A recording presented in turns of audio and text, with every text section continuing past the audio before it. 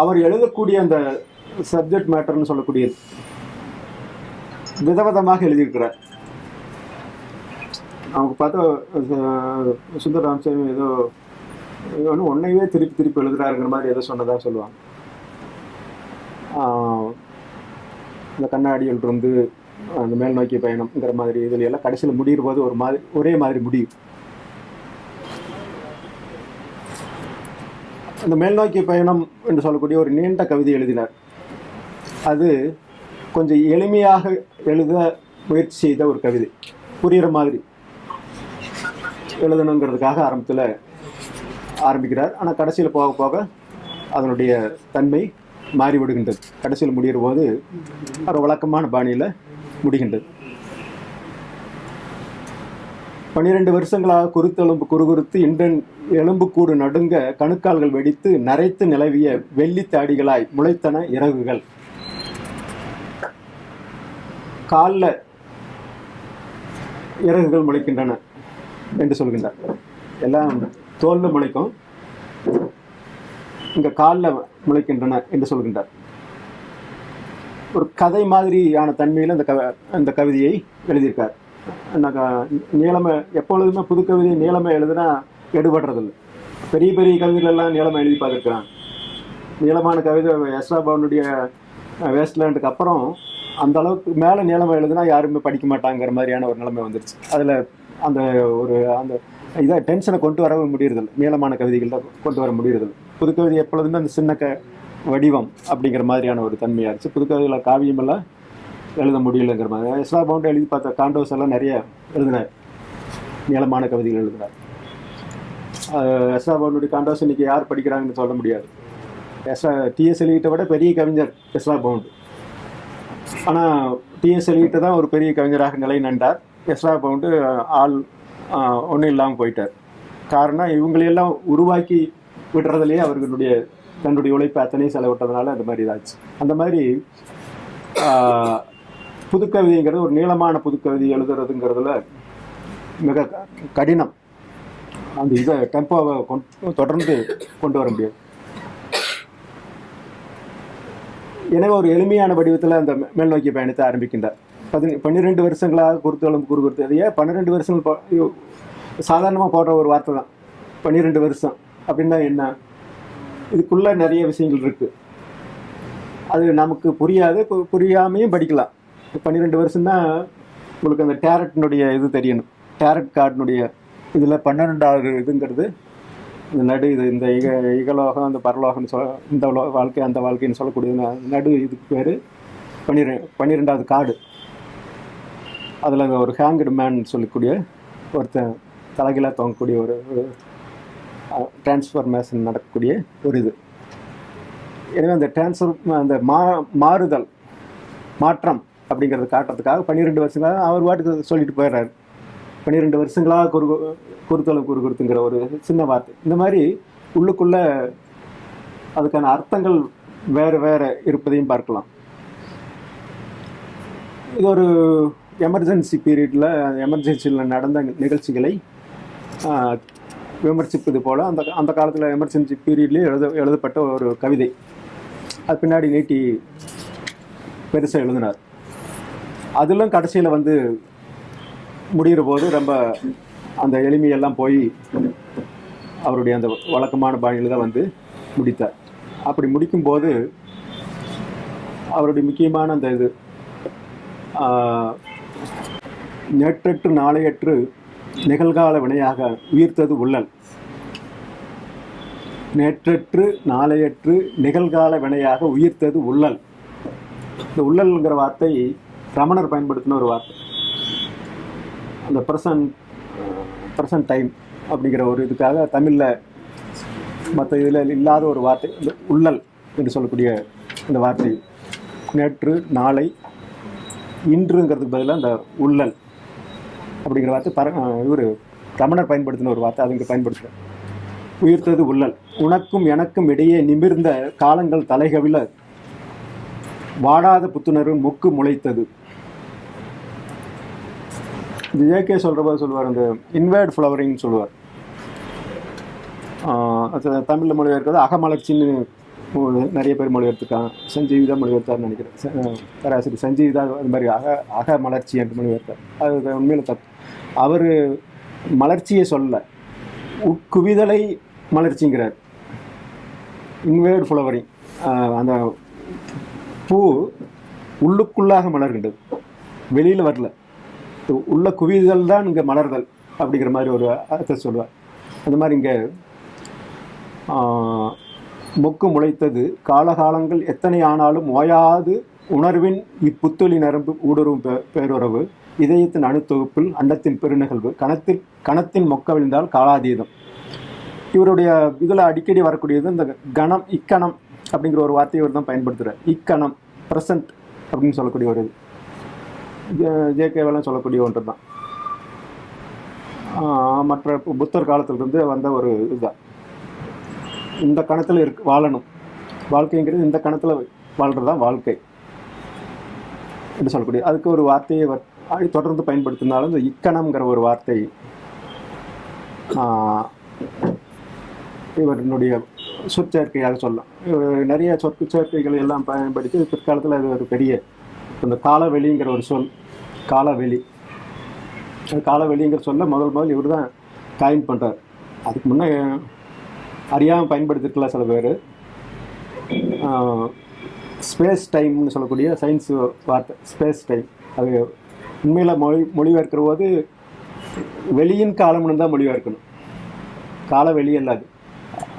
அது தலைகளாக மாற்றி தான் மொழிபெயர்க்கணும். ஸ்பேஸ் டைம், ஸ்பேஸினுடைய டைம், அந்த வெளியினுடைய காலம். ஆனால் இவர் கால வெளியின்று இன்னும் அதை மொழிபெயர்க்கிறார். அதுக்கு இப்போ யாரோ ஒரு பின்னாடி ராஜாராமையோ அவரை கேள்வி கேட்டபோது கூட அவர் சொல்கிறாரு, இது என்னுடைய உரிமை, நான் அதை அந்த மாதிரி ஒரு இது பண்ணியிருக்கிறேன் அப்படிங்கிற மாதிரியான பதில் சொல்லியிருக்கேன். இந்த கால வெளிங்கிற சொல் பிற்காலத்தில் நிறைய படித்து பின்னாடி ஒவ்வொன்றுக்கு அந்த வெளிங்கிற வார்த்தையை பயன்படுத்த ஆரம்பித்தாங்க. இப்போ பிற்காலமெல்லாம் வந்தபோது உடல் வெளி அல்லது நாடக வெளி, மொழி வெளி, இந்த மாதிரி இந்த வெளியை எல்லாத்துக்கும் பயன்படுத்தக்கூடிய மாதிரி இந்த பின்னவீனத்துவ காலத்திலெல்லாம் உருவாச்சு. அது மாதிரி நிறைய சொற்சேர்க்கைகள் அவருடைய சொற்சேர்க்கைகள் பிற்காலத்தில் தொடர்ந்து பயன்படுத்தப்பட்டு வந்திருக்கின்றன. கணத்தின் மொக்க விழுந்தால் காலாதீதம். கணம், இந்த நிமிடம், அதனுடைய மொக்கு அவிழ்ந்தால்தான் அது இன்ஃபினிட்டின்னு சொல்லக்கூடிய அல்லது காலத்தை மீறிய ஒன்று, காலாதீதம். கணத்தின் மொக்க விழுந்தால் காலாதீதம். இந்த காலாதீதம்ங்கிற வார்த்தையை ஒரு தான் அதிகமாக பயன்படுத்தினார். காலாதீதம் சுமத்தியெல்லாம் பயன்படுத்தியிருக்காரு. இருந்தாலும் இவருடைய பயன்பாட்டுக்கு பின்னாடி தான் அதனுடைய இது. கணத்தின் மொக்க விழுந்தால் காலாதீதம், இது அவருடைய முக்கியமான ஒரு பொய்ட்டிக்கலான ஒரு கண்டுபிடிப்பு என்று கூட சொல்லலாம். இந்த கணம்தான் காலாதீதம், இந்த நிமிஷம்தான் எல்லா நிமிஷமாகவும் இருக்கின்றதுங்கிற மாதிரியான ஒரு இதை இதில் சொல்லுவார். புவனத்தின் நிகழ்ச்சி திகிரிக்கு மலரிச்சு பிரிதில் பரனில் தன்மயமாய் எழுந்து அசைந்து அசைந்து வீசும் திகிரியின் நிச்சலன புயல் மூச்சு எங்கும் உணர்வில் நீங்காத பெருந்திசைகள். பளிங்கு நீர்வெளியில் பளிங்கு நீர்வெளியில் ஆனந்த தீக்குதிப்பு. இந்த நீர்வெளி பளிங்கு போல் இருக்கு, அதில் ஆனந்தம் தீக்குதிப்பாக ஆனந்தம் இருக்கின்றது.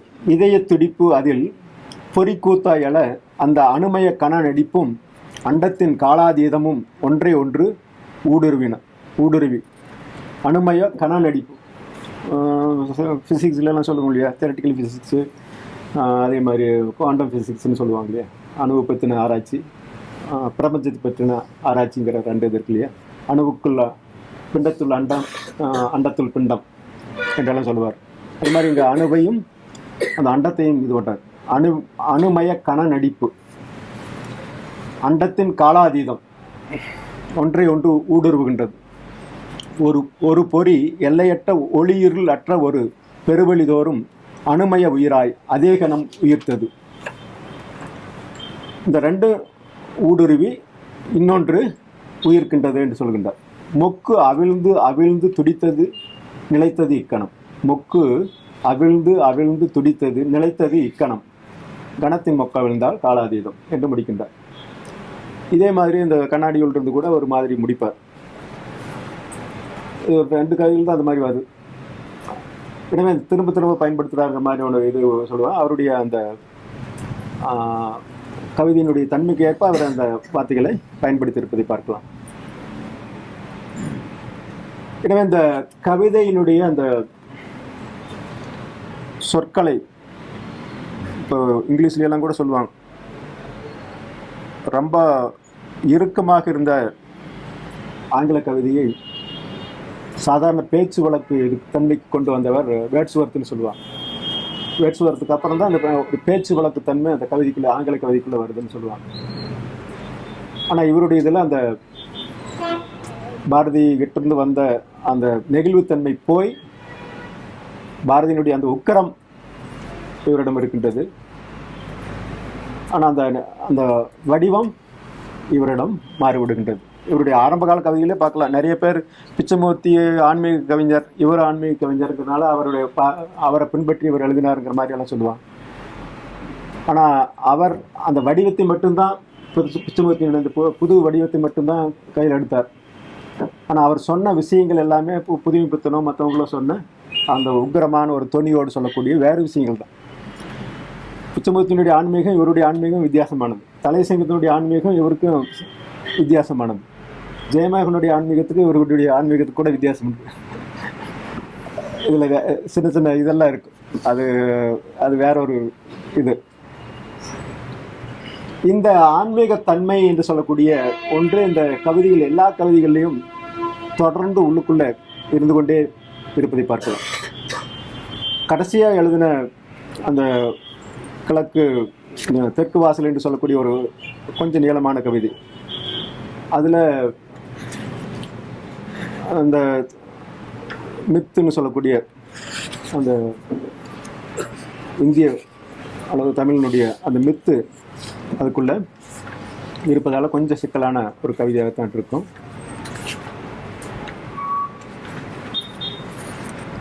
தெற்கு கோபுர வாசலுக்கு வந்து உன்முன் உனது இடப்புறமாக நிற்கின்றான் காலபைரவன். காலபைரவன் சொல்லக்கூடிய அந்த சிவனுடைய அந்த ஒரு வடிவம்.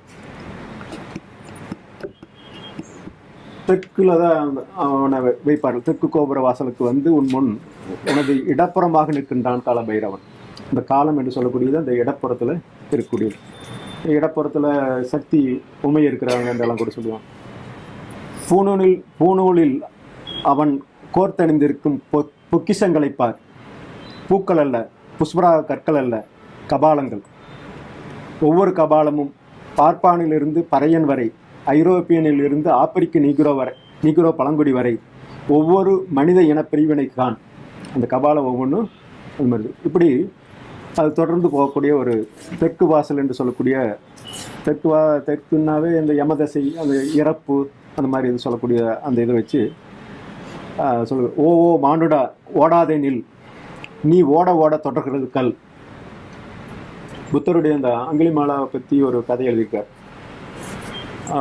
எப்படி இந்த ஆல்பர்ட் காமெல் அந்த சிசிபஸ் மித் ஆஃப் சிசிபஸ் வச்சு ஒரு தன்னுடைய அந்த அப்சர்ட் தியரி இது பண்ணாரோ, அபத்தம், வாழ்க்கையினுடைய அபத்தத்தை சொன்னார். அந்த சிசிபஸ் எப்படி அந்த பாறாங்கல் உருட்டி மேலே கொண்டு போகிறேன், மறுபடியும் அந்த பாறாங்கல் கீழே வரும், மறுபடியும் அவன் கீழே இறங்கி மறுபடியும் உருட்டி போவானுங்கிறது அவனுக்கு விதிக்கப்பட்ட சாபம். மனிதனுடைய வாழ்க்கைங்கிறது அந்த மாதிரி தான் இருக்குது. அபத்தமான ஒரு செயலை செய்து கொண்டிருக்கின்றானுங்கிற மாதிரியான ஒரு இதை அவர் இது பண்ணுவார் ஆல்பர்ட் காம். அந்த மாதிரி இவர் இந்த அங்குலிமாலாங்கிற ஒரு இதில் ஒரு நல்ல கதை அவருடைய அங்குலிமாலா, புத்தருடைய கதையில் வரக்கூடிய இந்த விரலை வெட்டி மாலையாக கோத்திருக்கக்கூடிய ஒருத்தர், ஒரு திருடனாக மாறினவர். புத்தர் போகிற போது அவனை புத்தர் இது பண்ணுறதுக்காக ஓடி வருகின்றான். புத்தர் போயிட்டுருக்காரு, இவர் ஓடுறான் ஓடிட்டே இருக்கிறா. புத்தர் பக்கத்துலேயே போயிட்டே இருக்கார். இவனால் போய் பிடிக்கவே முடியல. ஓடாதேங்கிறான். நான் ஓடல, நீ தான் ஓடிட்டு இருக்கிறேன், நான் நின்று தான் இருக்கிறேன் அப்படிங்கிறார் புத்தர். அப்போ தான் அவங்க டக்குன்னு அந்த அந்த சட்டோரி ஞானம்னு சொல்லுவாங்க இல்லையா, ஜன்னதில் டக்குன்னு ஒரு ஞானம் வருகின்றது. ஆன்மா இதாக மாறுறான்னு சொல்லி அந்த கதையில் வரும். அந்த மாதிரி இங்கே சொல்கிறார், ஓ மானுட ஓடாதே நில், நீ ஓட ஓட தொடர்கிறது கல், நாயாக உன் 4 கால் நிழலாக. இந்த கால பைரவனுடைய பின்னாடி வரக்கூடிய அந்த பைரவ வாகனம் நாய். நாயாக உன் 4 கால் நல்ல, நீ ஓட ஓட தொடர்கிறது அக்னி, ஓயாத உன் உயிரின் பசியாக. நீ ஓட ஓட தொடர்கிறது இடைவெளி. எப்பொழுதுமே ஒன்று துரத்தினால் நாம் ஓடிட்டு இருந்தால் அது துரத்திட்டே தான் இருக்கும். ஏலியன் படத்தை பார்த்துட்டு தான் ஒரு வியாகியானம் சொன்னார். அந்த ஏலியன் உருவாகி அந்த அந்த அந்த அந்த லேடி கேரக்டர் நல்ல அதை துரத்திட்டே வரும். கடைசியாக அவள் எதிர்த்து நிற்பாள், அப்போ தான் அதை நிற்கும். எதிர்த்து நின்ன உடனே அதை அழிப்பாள். ஓடினா ஓடிட்டே இருக்க வேண்டியது, அதை துரத்திட்டே இருக்கும். அந்த மாதிரி இங்கே சொல்கிறார், நீ ஓட ஓட தொடர்கிறது இடைவெளி. சாவாகினி இல்லாத சூன்யமாய் கற்பித திளைப்பில் நீ நின்ற கணம், மனம் தடுமாறி நீ சிருஷ்டியை பிரதிபலித்த அவ்வேளையில் எதிரே நிற்கும் கவிதையே காலம். அறிவார்த்த திகைப்பில் நீ நின்ற கணம், திசை தடுமாறி உன் அறிவு திருக எதிரே எழுகின்றது காலத்தின் விபரீத கருத்து கோலம். அறிவார்த்த திகைப்பில் நீ நின்ற கணம், திசை தடுமாறி உன் அறிவு திருக எதிரே எழுகின்றது காலத்தின் விபரீத கருத்துருவ கோலம். உனக்குள் ஓய்ந்து நீ நின்ற கணத்தில் உள்வெளி மாறி இக்கணத்தில் மடிகிறது காலமாய் வக்கரித்த ஞாபக லோகம்.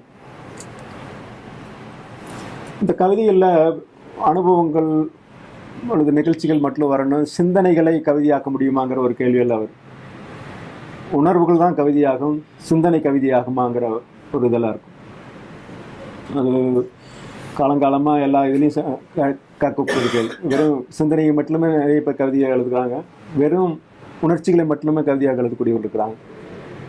அந்த சிந்தனைகளை ஆக்கக்கூடிய முறைங்கிறது ஒரு ரொம்ப ஒரு அந்த கவிதையில் ஒரு சவாலாக இருக்கக்கூடிய ஒரு இது. அந்த மாதிரி இந்த சிந்தனைகளை இவர் கவிதையாக செய்தக்கூடிய நிறைய இடங்களை பார்க்கலாம். நின்று நேர்கொண்டு நோக்கிய கணத்தில் நீ கண்டது என்ன? தெற்கு கோபுர வாசல் நியதி நெருப்பை சிரசில் அணிந்து நிற்பது நீதான். நீயற்ற சூனியத்தில் நிற்கின்ற பிரக்னையுள் விழுகின்ற தத்துவ நிழல் உன் பாலம்.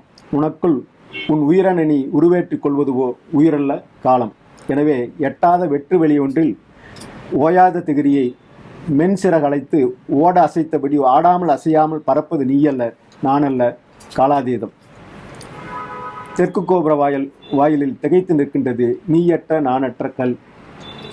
இந்த மாதிரி அந்த தெற்கு வாசல் என்று ஒரு கவிதை பிற்காலத்தில் எழுதப்பட்ட ஒரு கவிதையில் ஒரு சிறப்பான ஒரு கவிதை. அதுக்கப்புறம் ஒரு சில குறிப்பான கொஞ்சம் தான் எழுதினார். கடைசியாக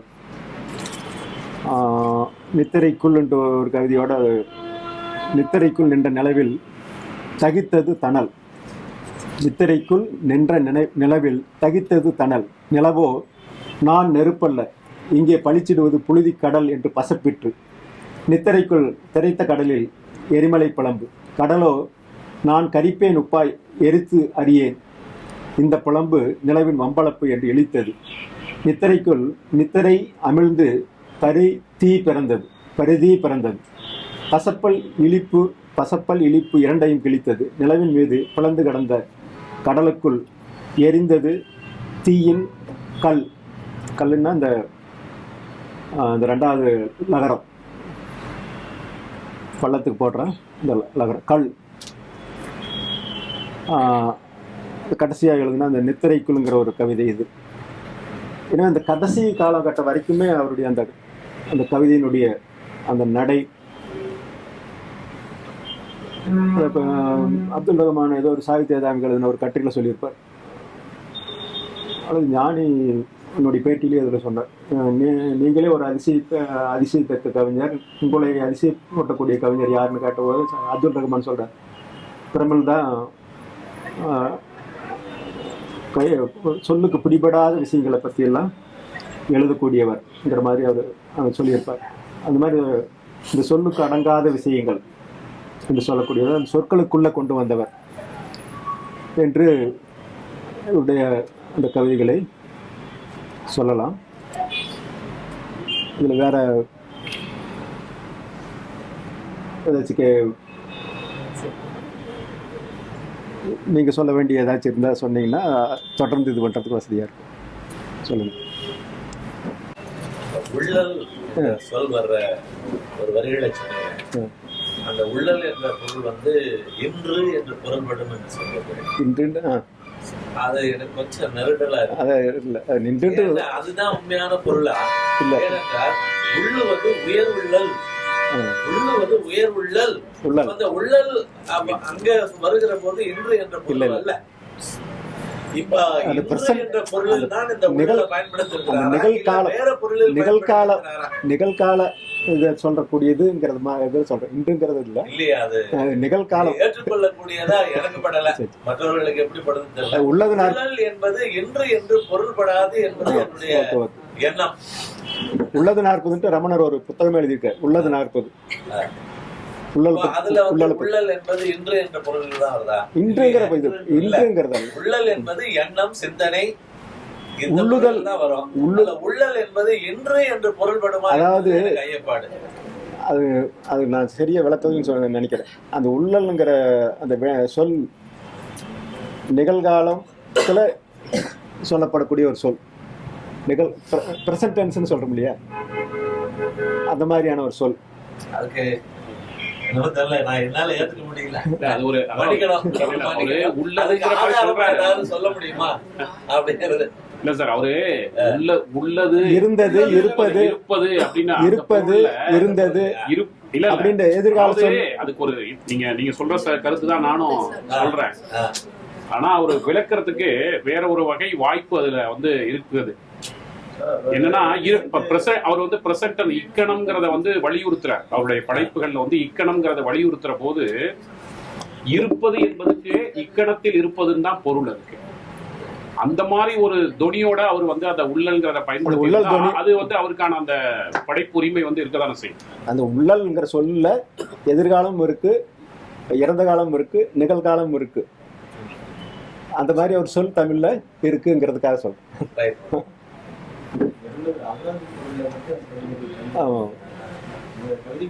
உள்ளது உள்ளுவது உயர் உள்ளல், அது அதுல சொல்லக்கூடிய உள்ளல் வேற. அகராதி பொருள் அது மாதிரி. அப்புறம் அகராதி பொருள்களை மீற போது, அகராதி அர்த்தத்தை ஒரு சொல் மீறுகிற போது அதுக்கான நியாயங்கள் இருக்கணும் அதுக்குள்ள. அது வந்து உள்ளுவது உயர் உள்ளல்ங்கிறது ஒரு மரபில 2000 வருடத்து மரபுல அது பதியமிடப்பட்ட ஒரு வார்த்தை. அதனால அத மாதிரி நம்ம ஆர்கியூ பண்ண முடியாது. எழுத்தாளர் நினைத்தல் அப்படின்றது தமிழ் மரபு படிப்பது நல்லாவே தெரியும். உள்ளல் உள்ளல் அப்படின்றது நினைத்தல் சங்கரிக்கிறது. சொல்லினுடைய அர்த்தத்துக்கே நான் அது வந்து சொல்லினுடைய அர்த்தத்துக்கே எடுக்கலாம். ஆனா சார் வந்து அதனுடைய அர்த்தத்தை சொல்லினுடைய அர்த்தத்துக்கே நான் போகல. அது பிரசன்ட் டென்ஸ் குறிக்கிறதா இருக்கக்கூடியது. அததான் சார், அததான் நம்ம அதனாலதான் ஆமா அது ஒரு இதா இல்ல. அதுதான் இக்கணம்னு அதுக்கு ஒரு விளக்கம் கொடுத்தா ரைட்டு. ஆனா அவர் வந்து 3 இதையும் குறிக்கிற சொல் அப்படின்னு சொல்ற போது அது மேல ஒரு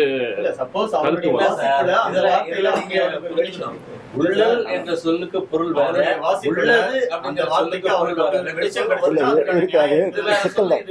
இப்போ அதுக்கு என்ன பதில் சொல்ல முடியும்னா, அது ஒரு தவறான வாசிப்புன்னு சொல்வதற்கு இன்னொரு ஒரு உரிமை இருக்கு இல்லையா? இந்த மாதிரி எல்லாத்தையும் சொல்லிட்டு இருந்தா இலக்கணத்துல ஏன்னா பிரம்மிலே அந்த கோட்பாடுகளை ஏற்பதில்லை. வினைத்தொகைக்கு உதாரணம் சொல்றது ஊறுகாய் வந்து அவருடைய அப்படின்னு சொல்லுவாங்க. ஊறுகாய்னா 3 காலத்தையும் குறிக்கிறதுன்னு சொல்லுவாங்க. ஆனா ஆக்சுவலா இப்ப இருக்கிற லிங்குஸ்டிக் அப்படி குறிக்கிறது இல்லை அப்படின்னு சொல்லுவாங்க. ஒன்னதான் குறிக்குது அப்படிம்பாங்க. அந்த ஊறுகாயில 3 காலம் இருக்கு அப்படின்னு சொல்லுவாங்க. அந்த மாதிரி இந்த உள்ளல்ங்கிற இந்த சொல்லுல இந்த 3 காலமும் இருக்குங்கிறதுக்காக சொல்றேன். அவ்வளவு. அதனுடைய அர்த்தத்தை பத்தி இங்க பிரச்சனை இல்லை. 3 காலத்தையும் குறிக்கிற மாதிரி அந்த சொல் இருக்கு. வெறும் இன்ற மட்டும் சொல்லல. இத மாதிரி சொல்ற போது நீங்க இப்ப மரபான ஒரு தமிழ் ஆசிரியர் தான் நீங்க, நான் ஒன்னும் தவறாக சொல்லல. ஊறுகாய் என்பதை நம்ம வினைத்தொகைன்னு சொல்றோம். அது உள்ளங்கிற சொல்ல ஊறுகாய இந்த கருதுற போது அது மேல இந்த காலத்து ஆட்கள் அந்த 3 விதமா மாறுங்கிறத ஏத்துக்கிறது இல்ல. லிங்குஸ்டிக்ஸ்ல எதிர்மறை அப்போ சொல்ல உள்ளது இல்லை. உள்ளல் அதான் உயர் உள்ளல்ங்கிற வார்த்தைக்கு அர்த்தம் வேற, இங்க சொல்லக்கூடிய அர்த்தம்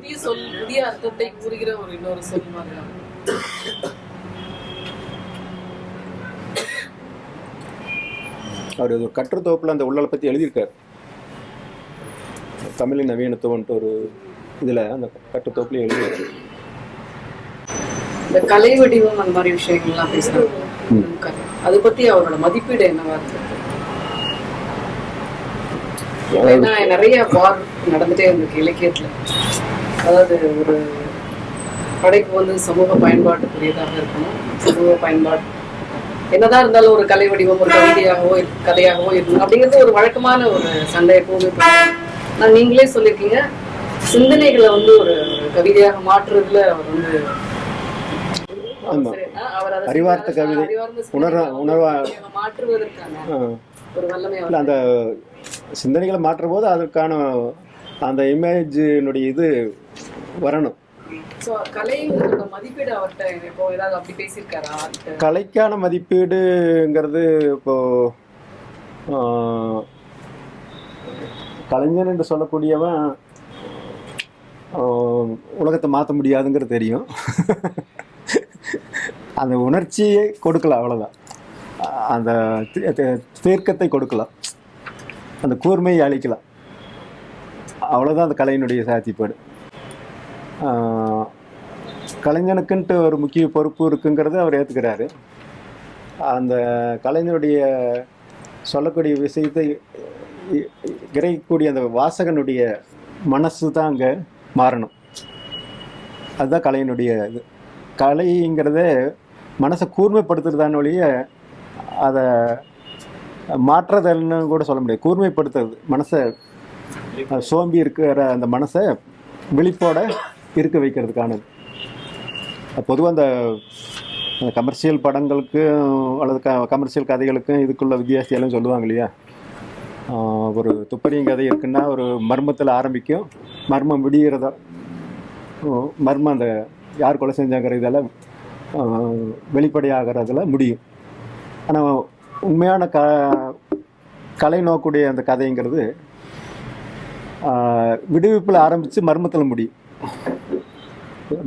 டாஸ்டாவிஸ்கி அதே மர்ம கதையை தான் எழுதுறாரு. அதே ஒரு கொலை நடக்குது, பின்னாடி அந்த இது. ஆனால் அங்கே கொலை யார் செய்கிறாங்கிறதெல்லாம் தெரிஞ்சிடும் முதல்ல. ஆனால் கடைசியில் முடிகிற போது ஒரு மர்மத்தில் முடியும். மனசனுடைய அந்த அந்த தன்மையினுடைய மர்மம் அங்கே வெளிப்படும். அது மாதிரி அந்த கமர்ஷியல் இதுக்கும் கலைக்கும் உள்ள வித்தியாசம் இருக்குது. கவிதையில் அந்த மாதிரியான ஒரு தன்மை இருக்குது. சாதாரண கவிதைகளுக்கும் இந்த மாதிரி இலக்கிய என்ன சொல்லக்கூடியதுக்கு ஒரு பயங்கர பொறுப்பு அப்படிங்கிறார். ஒரு பொறுப்பு தான் படைப்புங்கிறது ஒரு பயங்கர பொறுப்பு. அது ஒன்றும். அப்புறம் வந்து கவிதையில வந்து அர்த்தத்தை வந்து கவிதையிலேருந்து வெளியேற்ற ஒரு பண்புக்கு வந்து பிரமிழ் தொடர்ந்து ஒரு எதிர்நிலை இருக்கு. அர்த்தத்துக்கு கவிதையில ஒரு முக்கிய இடம் உண்டு அப்படிங்கிற ஒரு கோட்பாட்டுக்குள்ள தான் அவர் நிற்கிறார். நீங்க கண்ணாடியில் இருந்த கவிதையை பற்றி சொன்னீங்க. அதுல வந்து டபுளிங் அப் எஃபெக்ட்னு சொன்னீங்க. அந்த கவிதையை புரிஞ்சுக்கிறதுக்கு அனுபவங்கள் சில பேராசிரியர்களும் உங்களுக்கு ஃபோன் பண்ணி கேட்டுருக்காங்க. கவிதையை புரியாத ஆட்கள்ல ஒருத்தர் is equal to mc square. அதுல வந்து அது எப்படி is equal to mc square தான் சொன்னேன். அதுக்கப்புறம் தஸ்தாவ்ஸ்கி அந்த டபுளிங் அப் அணுகிருக்காரு. அதை கூட ஒரு இல்ல அதோட பதிகள் கூட இந்த கவிதையில எது கரெக்டான வழிமுறை மூலமா அணுகிறதா? அது இல்ல அதை பத்தின ஒரு அந்த இரட்டைங்கிறனுடைய கான்செப்ட் சைக்காலஜியில் இருக்கு. டேபிள் கேங்கர்னு சொல்லக்கூடிய ஒரு கான்செப்ட் இரட்டை. அதே மிஸ்டிக்கல் இதுலயும் இருக்கு. மிஸ்டிக்கல் இதில் நேரடியாக அந்த உருவத்தை சந்திக்கிற மாதிரி எல்லாம் கதைகள் நிறைய எழுதுறாங்க. இப்போ இவர் அந்த மாதிரி பயன்படுத்துறார். கண்ணாடியில் தெரிய உருவம் என்னுடைய இரட்டையா அப்படின்னு சொல்றது. அது வெறும் நமக்கு அர்த்தம் இரட்டைன்னா நம்முடைய ரெண்டாவது இதுங்கிற மாதிரி இருக்குது. ஆனால் அதுக்குள்ளே அந்த மாதிரியான ஒரு அர்த்தமும் உள்ளே வருது. அது தெரிஞ்சால் அது புரியும். டபுளுங்கிற தேரி தெரியும். டபுளுங்கிற இது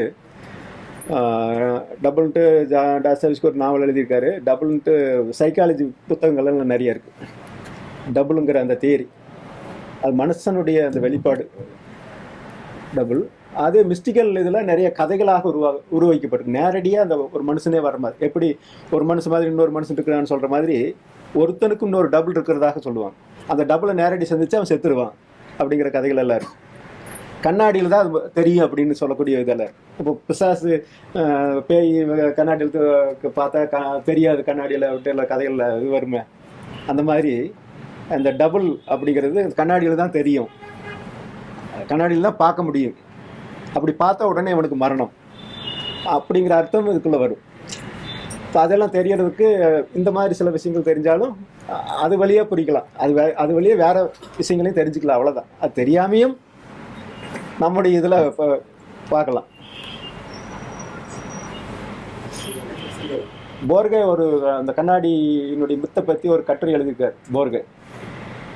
போர்கேனுடைய இதில் அந்த இமேஜினரி பீயிங்ஸ்லேயே அதுலேயே வரும், அது மிரர் அப்படிங்கிற இதை வச்சு எழுதியிருக்கார். அதையெல்லாம் படிச்சுட்டு தான் அவர் எழுதினார்னு சொல்ல முடியாது, பிற்காலத்தில் தான் அது படித்தார் அவர். கண்ணாடிக்குள் உள்ள அந்த வெளி ஒன்று கண்ணாடிக்குள்ள அந்த வெளி விரியுது இல்லையா, அதை பற்றியெல்லாம் சொல்கிறாரு, அந்த இமேஜ் எல்லாம். அதெல்லாம் இந்த காலத்தில் நம்ம சினிமாக்கள் மற்றெல்லாம் பார்க்குற போது நமக்கு தெரியும், புரியும். அந்த மாதிரி இந்த மிஸ்டிக்கலான இருக்கக்கூடிய சில விஷயங்களையும் சொல்கிறார் கர்சன். அது 12 வருஷங்கள்னு சொல்கிற போது நான் சொன்னேன் இல்லையா, 12 வருஷங்களுங்கிறது இப்போ போகிற போக்கில் சொல்லக்கூடியது தான். அதுக்குள்ளேயே ஒரு இது இருக்குது, அது கவிதைக்கு தேவையில்லை, தெரிஞ்சால் அதுக்குள்ளே நிறைய இதை பார்க்கலாம் அப்படிங்கிறதுக்காக சொன்னேன். ஹேங்கட் மேனுங்கிற ஒரு கான்செப்ட்.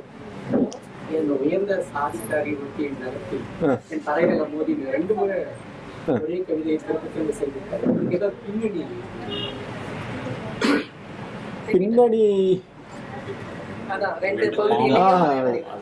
அதான் முதல் தடவை எழுதுற போது பாப்பாத்தி நகர்னு போட்டதை மாற்றி உயர் ஜாதிக்காரி நகர்னு சொல்லிட்டாரு.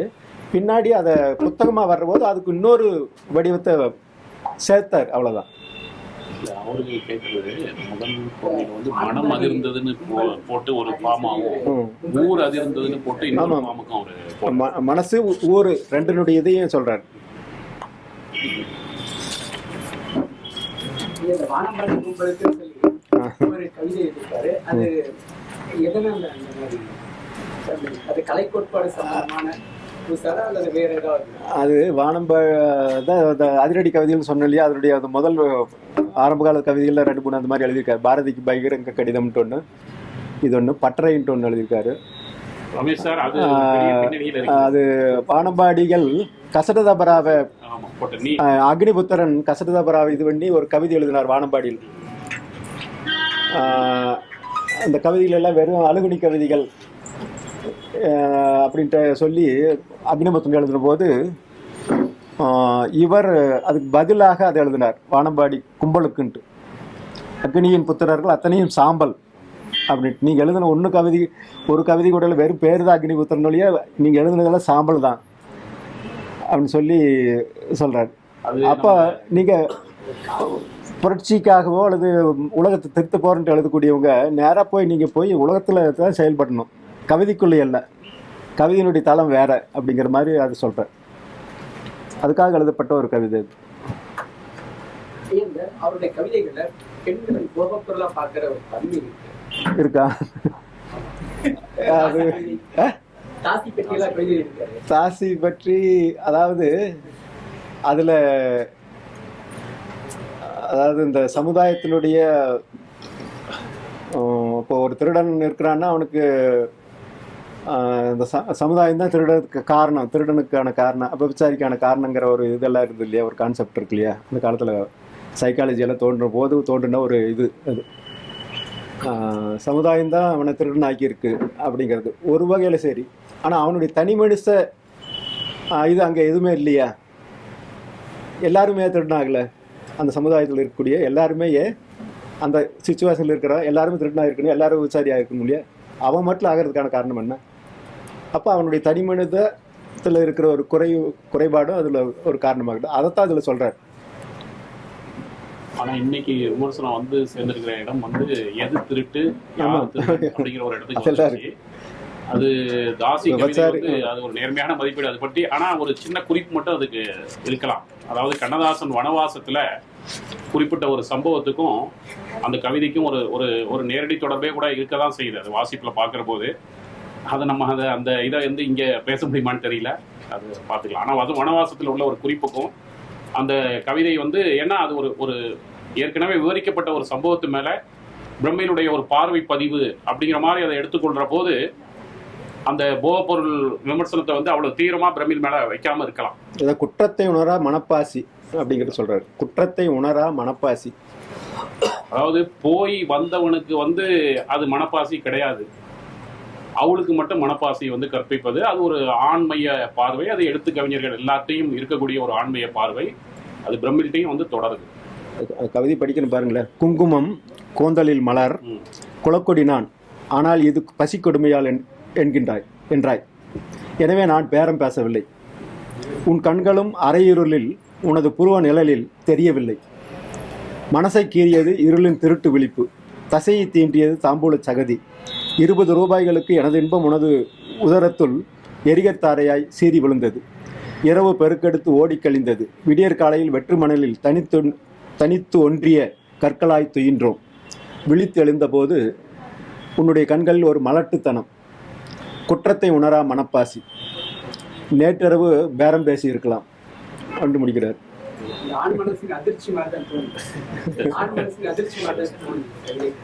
ஆனா அது வந்து தமிழ்நாட்டினுடைய 2 மிக முக்கியமான ஆளுமைகள் வந்து அந்த பேரம் பேசுவதை பற்றிய ஒரு சம்பவ குறிப்பு இருக்கு நமக்கு. அந்த வரலாற்று குறிப்பு மேலேயும் அந்த பார்வையை வந்து வச்சுதான் பார்க்கணும்.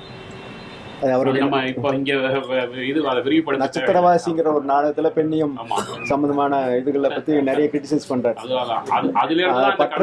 பற்றைங்கிற ஒரு பெரிய நீண்ட கவிதை இருக்கு. பற்றைங்கிற ஒரு கவிதை நீண்ட கவிதை, ஒரு 30 பக்கத்துல இருக்கிற ஒரு கவிதை. அதுல நிறைய உள்ளக்குள்ள நிறைய பாலிடிக்ஸ் எல்லாம் இருக்கு. அம்பைக்கு அவருக்கு நிகழ்ந்த இதுகள் எல்லாம் இருக்கு.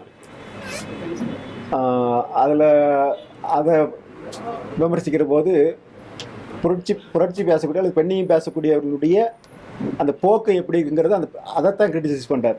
பெண்ணியத்தை கிரிட்டிசைஸ் பண்ணல. அந்த மார்க்சியத்தை அவர் கிரிட்டிசைஸ் பண்ணுறதில்ல. மார்க்சியம் எப்படி செயல்படுகின்றதுங்கிறத தான் கிரிட்டிசைஸ் பண்ணுவார்.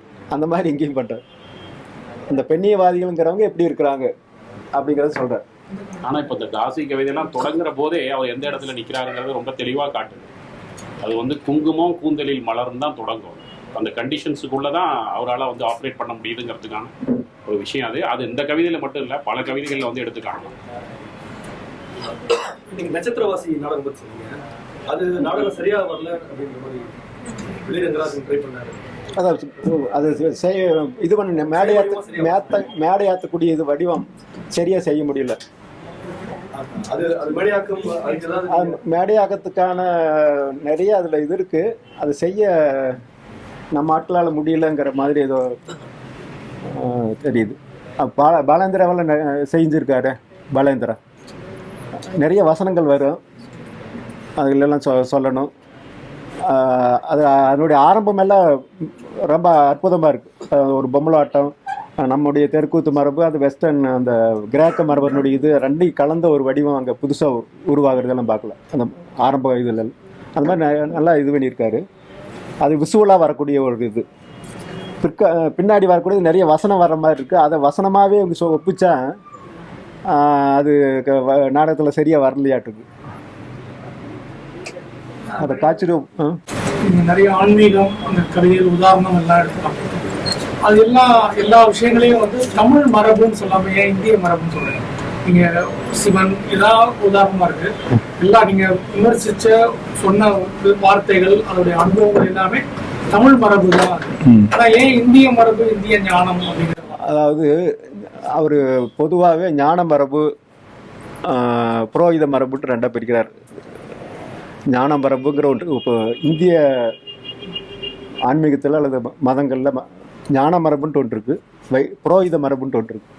இந்த புரோகித மரபு தான் நம்ம கிரிட்டிசைஸ் பண்ண முடியும். ஞான மரபு நீங்கள் கிரிட்டிசைஸ் பண்ணவே முடியாது. அது சமஸ்கிருதத்துலேயும் உயர்ந்தது தான், தமிழ்லேயும் உயர்ந்தது தான், வடநாட்டிலையும் உயர்ந்தது தான், அல்லது வெளிநாட்டில் இருக்கிற சூபி மரபும் உயர்ந்தது தான். அதனுடைய தொடர்ச்சி தமிழ்லேயும் அந்த ஞான மரபு.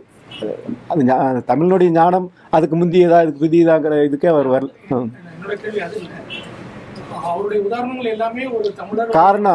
காரணம் என்னன்னா, தமிழில் மித்தாலஜி இல்லை. தமிழ் மித்தாலஜி ஒரு கண்ணகி இந்த மாதிரி ஒரு 2-3 இதோட 2 போயிடுது. இதுக்குன்னு தனி ஒரு மித்தாலஜி இருக்கா தமிழுக்குன்னு? அதெல்லாம் எவ்வளவு பெரிய ஸ்டேட்மெண்ட், தமிழ்ல மித்தாலஜி இல்லைங்கிறது. இல்லை அது இருக்கு. இல்லை தமிழுக்குன்ட்டு இந்த பிறப்பு கோட்பாடு இந்த மாதிரி எல்லாம் சொல்லுவோம் இல்லையா. இப்போ ஆப்பிரிக்கான்னு எடுத்தால் அதில் அந்த பிறப்பு மற்றதுகளுக்கெல்லாம் ஒரு கதைகள் எல்லாம் இருக்கு. அந்த மாதிரியான இது ஆசீவகம் இருக்குங்கிறாங்க. ஆசீவகம் இருக்குங்கிறாங்க. ஆசீவகம் நம்ம நாட்டுதுன்னு நாம் உரிமை கொண்டாடலாம், அது வடநாட்டுதுன்ட்டு அவங்களும் சொல்கிறாங்க இல்லையா. இங்கே இங்கே இங்கே அதற்கான நூல் இருக்குங்கிறதுனால இங்கே தான் உருவாச்சுன்னு சொல்ல முடியுமா? இல்லை, என்னுடைய கேள்வி என்னன்னா, தொல்காப்பியம் மித்தாலஜி அப்படின்னா தொல்காப்பியம் இந்த மாதிரி நிறையா விஷயங்கள் நம்மகிட்டே இருக்குது.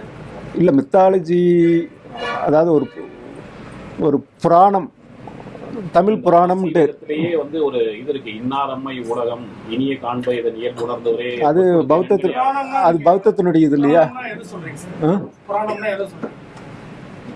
புராணம்னா அந்த இப்போ இதிகாசங்கள் இருக்கு, புராணங்கள் இருக்கு, அந்த கதைகள் எல்லாம் இருக்கு இல்லையா. ஒரு பிறப்புன்னா அந்த உலகம் எப்படி பிறந்தது அப்படிங்கிறதுக்கான ஒரு கதை இருக்கு. இப்போ சமஸ்கிருதத்தில் இருக்கு, அங்கே இருக்கு. இங்கே தமிழில் இந்த உலகம் எப்படி பிறந்தது, நாட்டுப்புற கதைகள் இருக்கு. அது அது சமணத்தினுடைய கோட்பாடு, சமணத்தினுடைய இதை அவர் சொல்றார். இங்கே நாட்டுப்புற கதைகளில் சில எப்படி உலகம் பிறந்ததுக்கான கதைகள்லாம் இருக்கு. அது வெளிப்படையாக தொகுத்து ஒரு இதாக நமக்கு முன்னாடி வைக்கப்பட்டது. இல்லை, நம்முடைய கேள்வி என்னன்னா, இவ்வளவு ஆதிச்சநல்லூர்லேருந்து ஆரம்பிச்சு பூம்புகார்லேருந்து இவ்வளவு உயர்ந்த இலக்கியங்களும் அது வந்து இல்லாம நீங்க அதோட ட்ரேசஸ் இல்லாம அதை நம்ம அதை இல்லைன்னு சொல்ல முடியுமா? அதாவது நமக்கு முன்னாடி வைக்கப்படல, அது வெளியில இதாகல. இல்லை, இந்த கேள்வி பரமசிவன் ஐயா வந்து இதே விஷயத்தை கேட்கும்போது, ஒரு ஆளுடைய தொல்காப்பியம் இருக்குன்னா தொல்காப்பியம் 3400 வருடங்களுக்கு முன்னாடி உள்ளது. அந்த தொல்காப்பியங்கிறது ஒரு 25 வயசு பையனோட போட்டோ. நீங்க 10 வயசு பையன் போட்டோ, 5 வயசு போட்டோ இல்லாதனால அந்த ஆளே இல்லைன்னு சொல்ல முடியாது அப்படின்னு கேட்டாரு. 3400 மித்தாலஜிஸ் இல்லைன்னு நம்ம எப்படி சொல்ல முடியும்? அது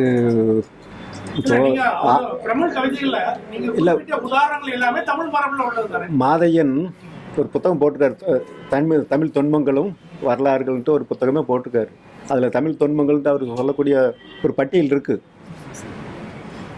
ஆனால் அது பொது இது பார்வைக்கு, பொது பிரச்சனைக்கு வரல. அதனுடைய இதெல்லாம் நாட்டுப்புறங்கள் எல்லாம் பிறப்பு பற்றின கதைகள் எல்லாம் இருக்குது, நாட்டுப்புற கதைகள் எல்லாம் இருக்குது. அதை வெளியில் நமக்கு ஒரு இதாக வரல, அதை பற்றின இது இல்லை. இப்போ இந்த உலகம் எப்படி தோன்றுச்சுன்னா நாம் எந்த கதையை சொல்ல முடியும்? உடனே அவங்க சொன்ன கதையை தான் சொல்ல வேண்டியது இருக்குது. உலகம் எப்படி தோன்றுச்சு, ஏதோ ஆமையை தாங்கிட்டு இருக்குது, இந்த மாதிரியான கதைகள் இருக்கு இல்லையா, அதை தான் சொல்ல வேண்டியிருக்குது. இப்போ பொதுவாக அந்த மித்தாலஜியினுடைய அடிப்படை இது முதல்ல இது பிறப்பு கதைன்னு சொல்லுவாங்க. பிறப்பு இந்த உலகம் எப்படி தோன்றுச்சு அப்படிங்கிறதுக்கான சில கதைகள், ஒரு இனம் அல்லது ஒரு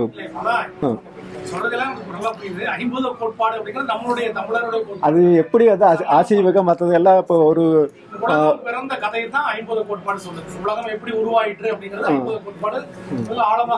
இந்த சாங்கியம் சொல்லக்கூடிய கோட்பாடுகள் அல்லது சமணம் சொல்லக்கூடிய கோட்பாடுகள் தான் இந்த 50 கோட்பாடுகள் எல்லாம்.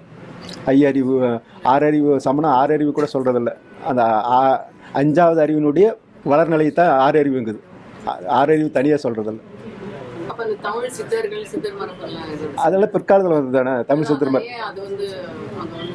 அந்த தமிழ் சித்தர் 50 கோட்பாடு அது தாந்திரிக கோட்பாட்டிலிருந்து வந்தது தான். தாந்திரீகம்ங்கிறது முதல்ல வேத காலத்திலிருந்து இருக்கக்கூடிய ஒரு நிலை தான் தாந்திரீகம். எனக்கு 2 கேள்வி வருது நீங்க சொன்னதுலேருந்து. அந்த ஸ்ரீனிவாசன் இந்திய ஞானபரம்பு அப்படின்னு சொல்றதுக்கு அது வந்து அது ரொம்ப சயின்டிஃபிக்கா, ரொம்ப சயின்டிஸ்டா இருக்கிறாரு பிரமிழே. அவருடைய அறிவார்ந்த விஷயங்கள் எல்லாம், தத்துவ விசாரங்கள் எல்லாமே ஆன்மீக வெளின்ற நீங்க சொல்ற அந்த மித்தாலஜிஸ்ல கூட ஃபங்க்ஷன் ஆகலன்னு எனக்கு தோணுது. ஸ்ரீனிவாசன் இதை எப்படி புரிஞ்சுக்கிறாங்கன்னு தெரியல. ரொம்ப சயின்டிஃபிக்கான, எனக்கு தெரிஞ்சு குவாண்டம் பிசிக்ஸ் இருக்குல்ல, ஸ்பேஸ், இந்த டைம், இதெல்லாம் ரொம்ப சயின்டிஃபிக்கா புரிந்த ஒருவருடைய ஒரு கலைப்படைப்புகளா இருக்கு. அதாவது இந்திய ஞான மரபு, மித்தாலஜி, ஒரு பிறப்பு, ரொம்ப கற்பனையினுடைய வடிவங்கள் கொடுத்து பார்க்கணும்ல. இந்த உலகத்தை வந்து ஒருத்தர் வந்து நாக உருவ ஒருத்தர் இருந்தாரு, அதுல வந்து இருளும் ஒரு வெளிச்சமும் இருந்தது அப்படின்ற ஒரு இதுல இருந்து இல்லாம இது வந்து ஒரு இந்த பிரபஞ்சம்ங்கிறது வந்து எப்படி இருந்திருக்கு, கல்லும் மண்ணும் அப்படி இருந்து வெப்பம் குளிரும் இருந்து அதுல உயிர்கள் உருவானது அப்படிங்கிற ஒரு பஞ்சபூத அப்படியான ஒரு விஷயம் வந்து எப்படின்னா ரொம்ப சயின்ஸ் ரொம்ப இல்லை அவரு தமிழோ அல்லது இந்திய இது கூட நீங்கள் இது பண்ண முடியாது. அதுக்குள்ள வெஸ்டர்ன் இது நிறைய வருது, கிரேக்க மித்தாலஜி எல்லாம் கலந்தே வருது. இப்போ இந்த படமே இருக்குன்னா இது ஒரு ஜெர்மன் படம். இதில் சைக்கி அண்டு கியூபிட், சைக்கி அண்ட் கியூபிட் தான். ரதி மன்மதனுடைய இது அதே கதை தான். ரதி மன்மதன் சொல்லக்கூடிய நாம் இது மன்மதன் உடலற்றவன், ரதிக்கு மட்டும் தெரிவாங்கிற மாதிரி ஒரு கான்செப்ட் இருக்கு இல்லையா, அந்த மாதிரி இங்கே இந்த கியூபிட் சைக்கிலையும் அதே கதை தான் வருது. இதில் வண்ணத்து பூச்சியாக அந்த மனம் சைக்கின்னு சொல்லக்கூடிய இருக்கக்கூடிய ஒரு இதை சொல்லுவாங்க. என்ன ரிவர்ஸில் சொல்லுவாங்க, அவ்வளோதான். மன்மதன் உடலற்றவன், இங்கே சைக்கின்னு சொல்லக்கூடிய அந்த பெண் உடலற்றவளா வண்ணத்து பூச்சியாக இருக்கிற மாதிரி காட்டுவாங்க. அந்த மாதிரி மித்தாலஜிக்குள்ளே ஒன்றுக்கு ஒன்று தொடர்பு இருக்குது. அந்த மித்தாலஜி எப்படி உருவாச்சுன்னு கூட எல்லாம் நம்ம சொல்ல முடியாது. இப்போ இந்திய மித்தாலஜி எப்படி உருவாச்சுன்னா அது வானசாஸ்திரத்துலேருந்து உருவாச்சுன்னு சொல்லுவாங்க, அதிலிருந்து கதைகள் உருவாச்சுன்னு எல்லாம் கூட சொல்லுவாங்க. இந்திய மித்தாலஜின்னா அந்த இந்தியாங்கிறது யார், அது ஆரியர்கள் தான் உருவாக்குனாங்க இந்தியா மித்தாலஜின்னு சொல்ல முடியாத. அதான் இந்திய ஞான மரபு. இந்திய ஞான மரபுங்கிறது வேத மரபு மட்டும் இல்லை, வேத மரபுக்கு முந்தியை பற்றி நமக்கு தெரியாது.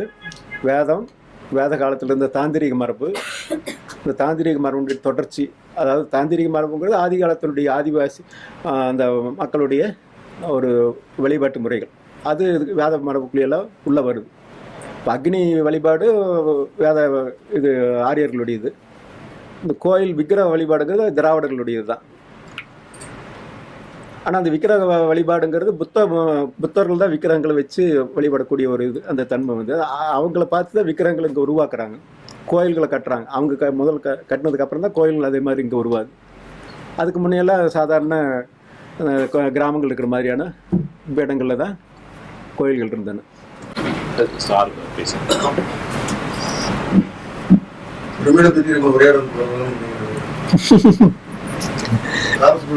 அறிமுக உரை பிரமிட நல்லா அறிமுகப்படுத்துற எனக்கு அடிப்படையான ஒரு சந்தேகம் இருக்குது. நான் தெரிஞ்சுக்கிறதுக்காக தான் கேட்கிறேன். அவருடைய தமிழின் நவீனத்துவம் புத்தகத்தை படித்தேன். அப்புறம் வெங்கட் சாமிநாதன் தமிழ்நாட்டில் உள்ள மிகப்பெரிய கவிஞர் பிரமிழ்தாம்னு சொல்லியிருக்கிறாரு.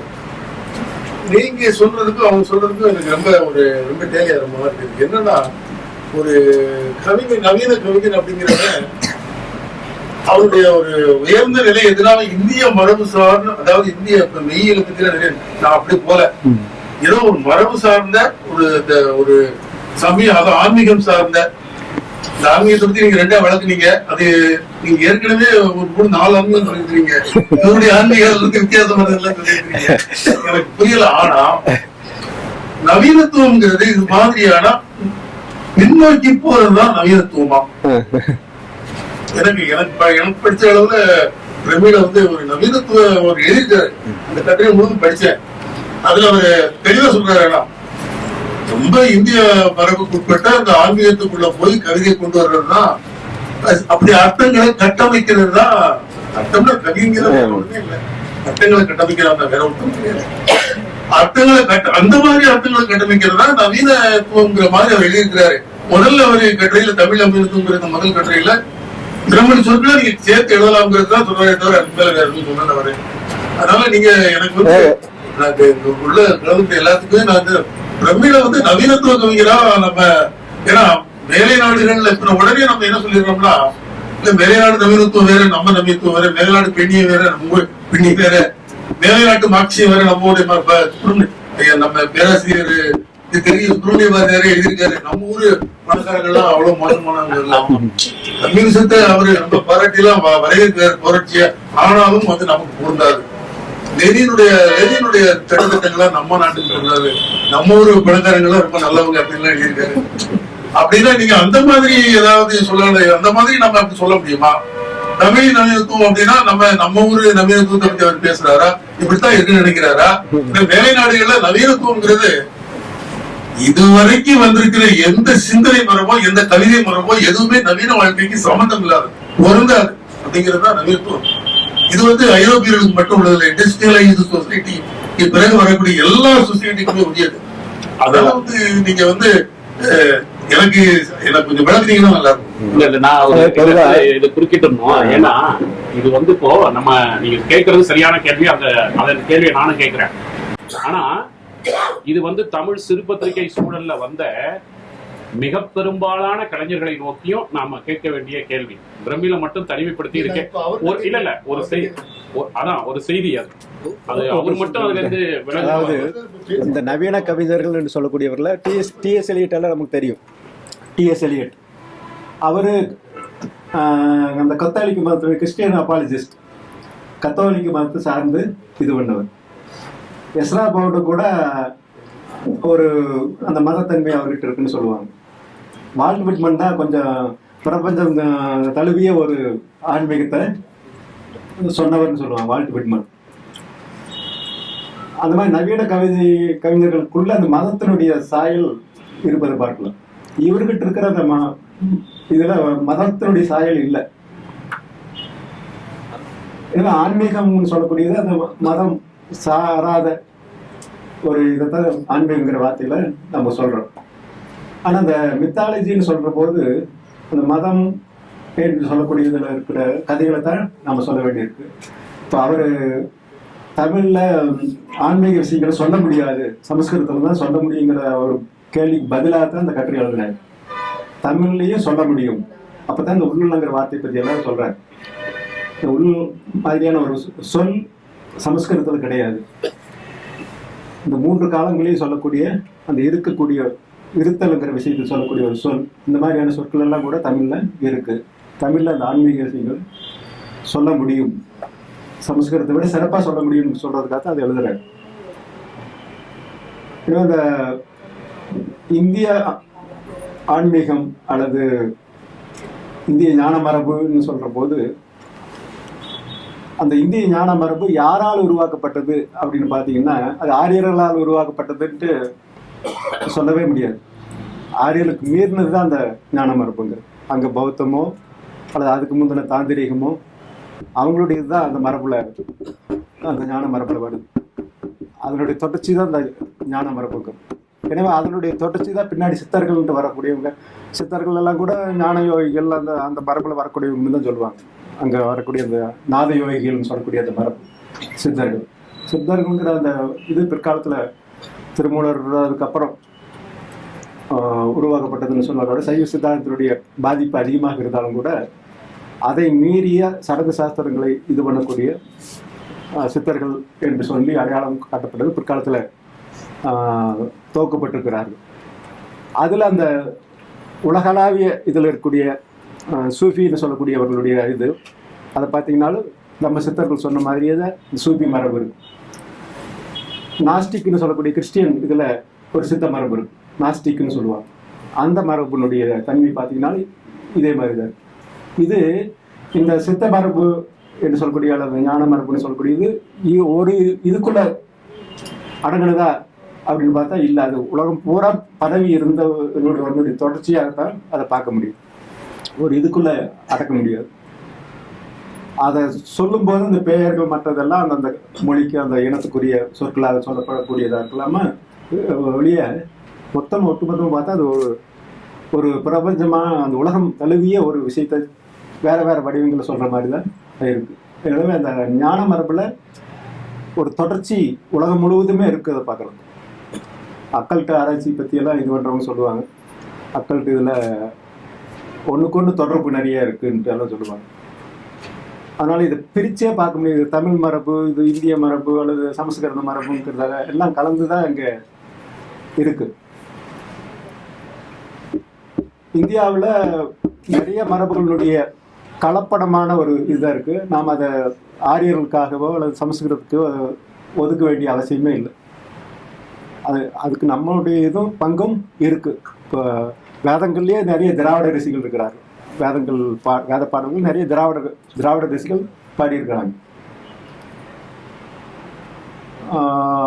உதாரணமாக நாங்கள் கூட ஒரு இந்த சிம்பிளை, அந்த லயம் சிம்பிளை ஒன்று பயன்படுத்தணும். கமல ரிசிபம்னு சொல்லக்கூடிய ஒரு இது அந்த சோமபானம் தயாரிக்கக்கூடிய ஒரு பாத்திரம், பவித்ரா அப்படின்னு சொல்லக்கூடிய ஒரு பாத்திரம்.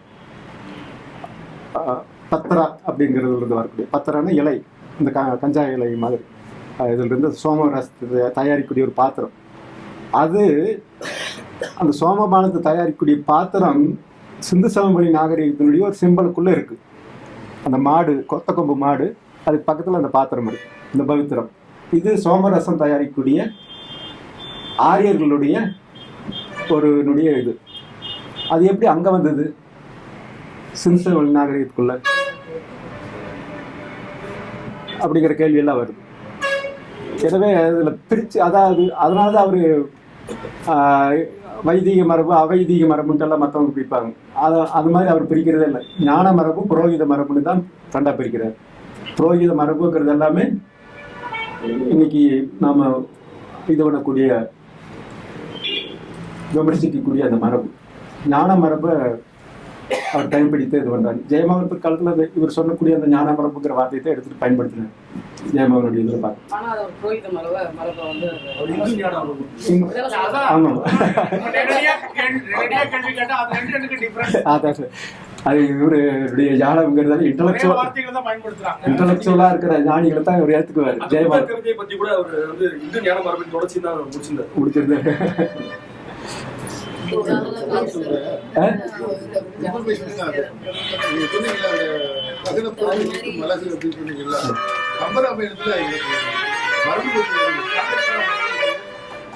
நக்கி நிமிர்ந்த நிலாக்கத்தின் ஒரு வார்த்தை.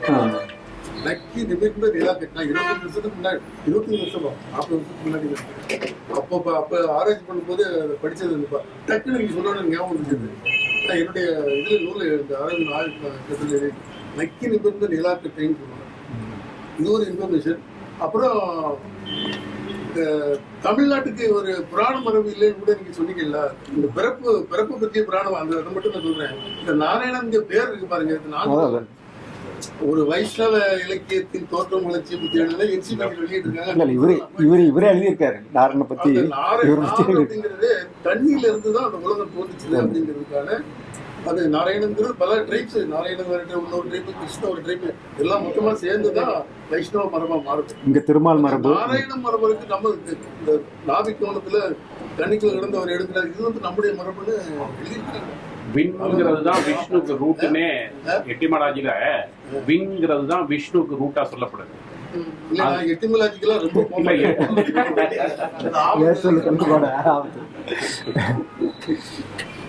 அதாவது பிரிச்சு தனித்தைப்படுத்த முடியாதுங்கிறதுக்காக அவரு சரவணன் ஒரு கேள்வி சொல்றாரு. இதுல ஜெயமோகன் வந்து நவீன உச்சத்துல வந்து வாசல் கேட்கிறாங்க. இந்து ஞான மரபுக்கும் வைதிக மரபுக்கும் வந்து 2000 வருடங்களாக நடந்து வரும் சமர்ப்பம். அதுக்கு வந்து மண்டு ஞானம் பூசாரி பூசாரியாருன்னு தான் சொல்லி ஜெயமோகன் இது வச்சுட்டு இந்த கதை உண்மையில அந்த திசைகள் நடுவேங்கிற கதை எழுதுற போது அவரு மகாபாரத இதை வச்சு சார்வாக இதை பத்தி எல்லாம் வச்சு எழுதியிருந்தார் ஜெயமோகன். அப்போ இவர் ஒரு கேள்வி கேட்டார், இங்க எங்க பௌத்தம் அப்படின்னு கேட்டார். இங்க பௌத்தமே இல்லையே, பௌத்தத்தை பத்தி இதே இல்லையேங்கிற போது தான் அவர் பின்னாடி விஷ்ணுபுரம்ங்கிற ஒரு பௌத்தத்துக்காகவே ஒரு நாவல் எழுதினார். அப்புறம் ஜெயமோகனே ஒத்துக்குவாரு, தமிழ்ல மரபு தெரிஞ்ச ஒரே ஒருத்தர் பிரமல் மட்டும்தான் எழுத்தாளர், மரபு தெரிஞ்ச எழுத்தாளர் பிரமல் மட்டும்தான் ஜெயமோகனே ஒத்துக்குவாரு.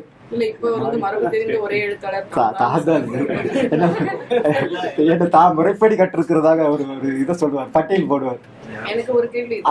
அவருடைய ஞானமே இன்டலெக்சுவல் ஞானம் தான்.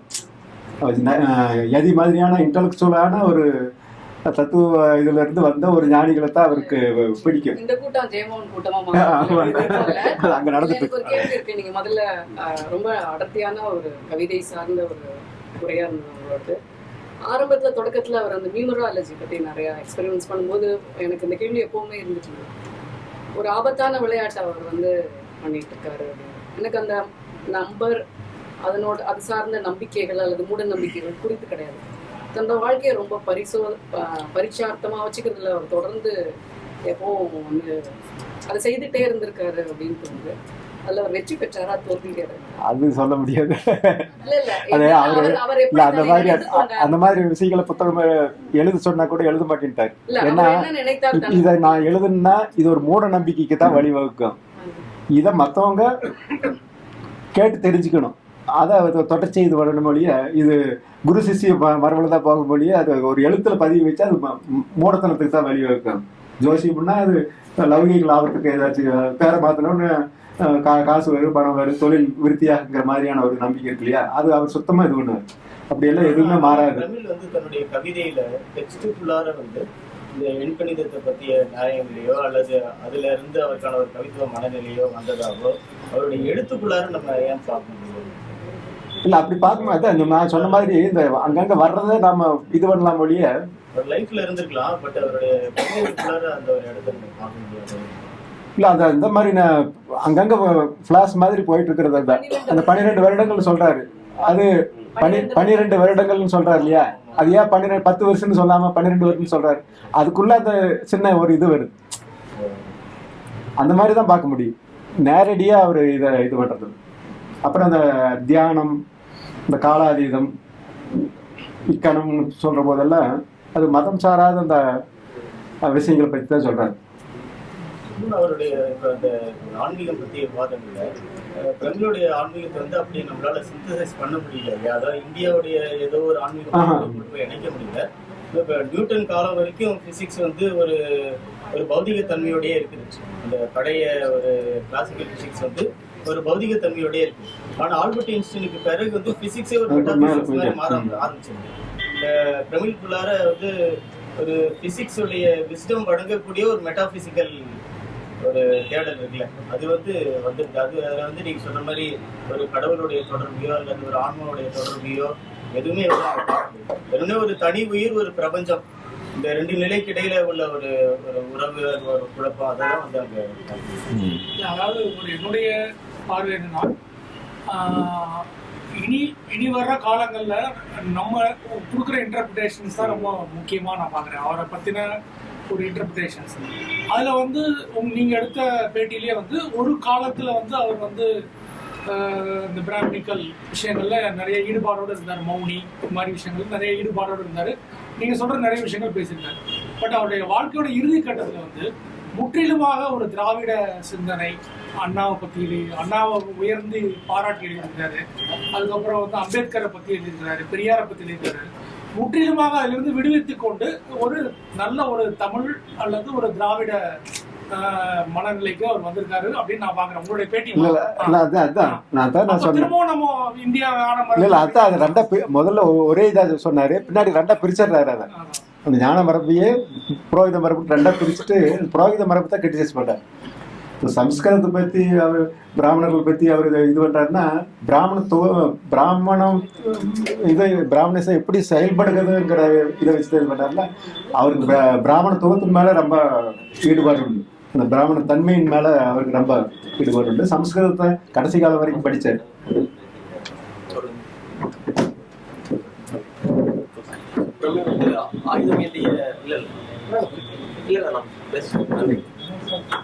பிரமுக அந்த ஆயுதம் ஏந்திய தமிழீழ விடுதலை போராட்டத்துக்கு ஏதாவது பார்வை வச்சிருந்தாரு? புத்தகம் எழுதியிருக்காரு. அதுல இருக்கு.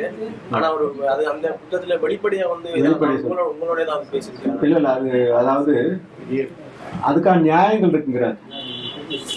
ஆயுதம் ஏந்தி போராட வேண்டிய நியாயம் இருக்கு.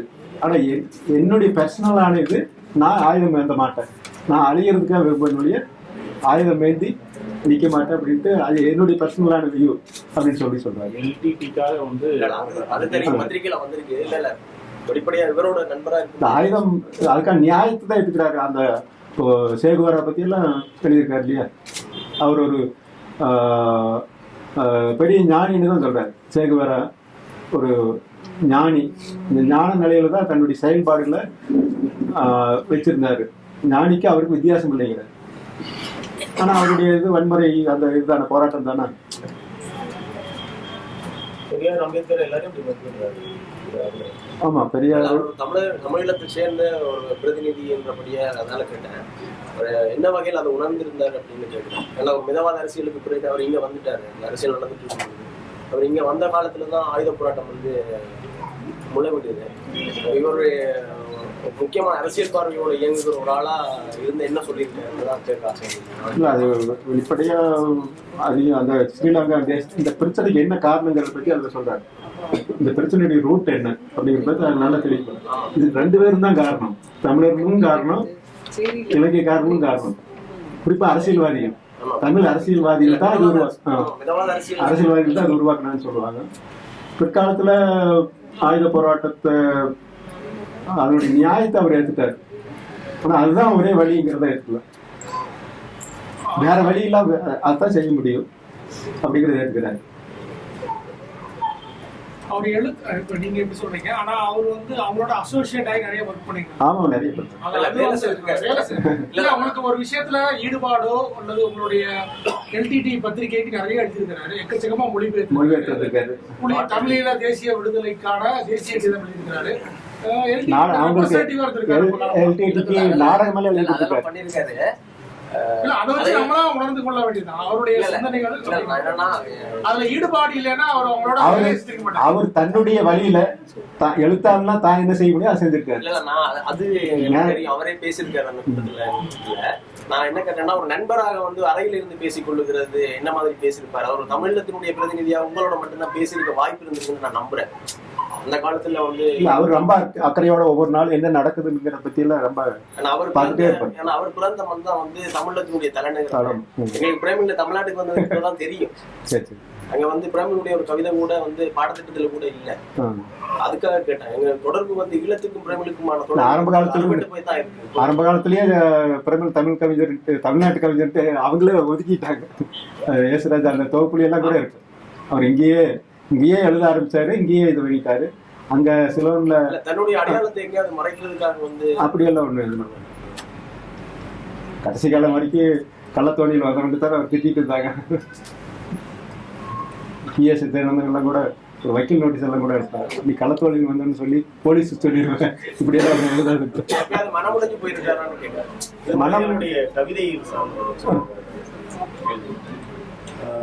பிரமிழுடைய கவிதையில் வந்து தமிழ் நவீனத்துவத்தை விடையோ அல்லது ஐரோப்பிய நவீனத்துவத்தை விடையோ கூட வந்து தமிழ் மரபுக்கு தான் வந்து நெருக்கமா இருக்கிற மாதிரி சோன்றல் இருக்கு. ஏன்னா அப்படின்னா இன்னைக்கு வந்து தமிழ்ல எழுதப்பட்ட நவீன கவிதைகள் வந்து ரொம்ப ஒரு அதீத கவித்துவத்தை வந்து வேண்டாம் அப்படின்னு நிராகரிக்கிற ஒரு இடத்துக்கு இப்போ உள்ள நவீன கவிதைகள் பெரும்பாலும் ஒரு உரைநடை தன்மையோ ஒரு உரைநடையுடைய ஒரு ஒழுங்கையும் அமைதியும் தான் வந்து இப்போ உள்ள நவீன கவிதைகள் நெருங்கி வருது.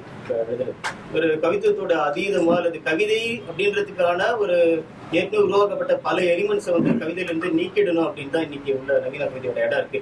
நவீனத்துவத்துடைய அது 1970 வந்து ஆன்டி போயிட்ரில தான் இந்த மாதிரி உருவாச்சு. அதெல்லாம் போயிடுச்சு. ஆன்டி போயிட்ரி இல்லாம வந்து ஆன்டி போயிட்ரி கவிதை ஒரு அது இங்க வர்றதுக்கு இங்க வந்து இவங்க எல்லாம் எழுத ஆரம்பிக்கிற போது அதெல்லாம் போயிடுச்சாங்க.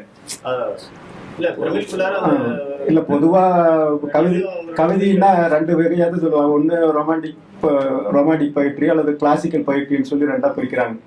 இந்த கிளாசிக்கல் தன்மை இருக்கு அல்லது ரொமாண்டிக் தன்மை இருக்கும். இப்போ பாரதினா ரொமாண்டிக் தன்மை இருக்கும்.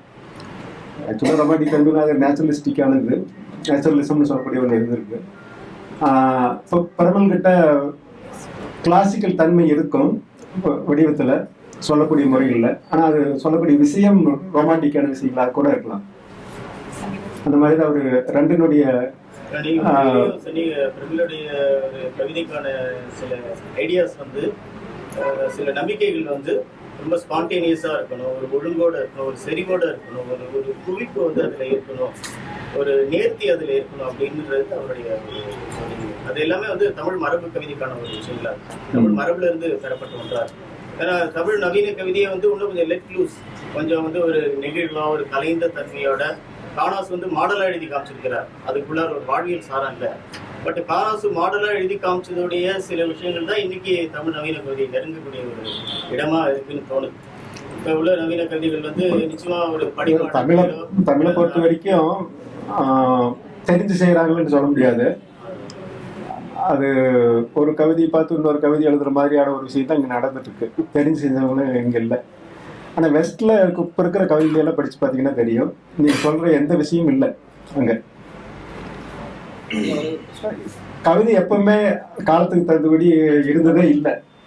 அந்தந்த காலத்துக்குள்ளேயே வேற வேற இது தன்மைகள் பழைய தன்மைகளும் எல்லாம் கலந்து தான் இந்த கவிதைகள் தொடர்ந்து வந்து டிஎஸ் எலியட் பிரமாதமாக எழுதிட்டு இருக்கிற காலத்தில் தான் ஃபாஸ்டர் இந்த இவர் ராபர்ட் ஃப்ராஸ்ட் ஒரு மரபு கவிஞராக மிகச்சிறந்த ஒரு இதாக இருந்தார். இவருக்கு ஈக்குவலாக இருந்தார் ஃப்ராஸ்டினுடைய கவிதை. அது சாதாரண யாப்பில் எழுதின ஒரு கவிஞர் தான். நம்ம இதெல்லாம் மரபு கவிதை செத்து போச்சு, புது கவிதை மட்டும்தான் வாழ்ந்ததுங்கிறதுனால தான் இந்த பிரச்சனை. அங்கே ரெண்டுமே இன்னுமே உயிர் போட்டிருக்குது. மரபு கவிதையிலையும் இன்னைக்கு டிஎஸ் எலியட் பிற்காலத்தில் மரபு கவிதை தான் எழுதினார். யாப்பு கவிதையில் மரபு கவிதை தான் யாப்பு கவிதை. ஆமாம்.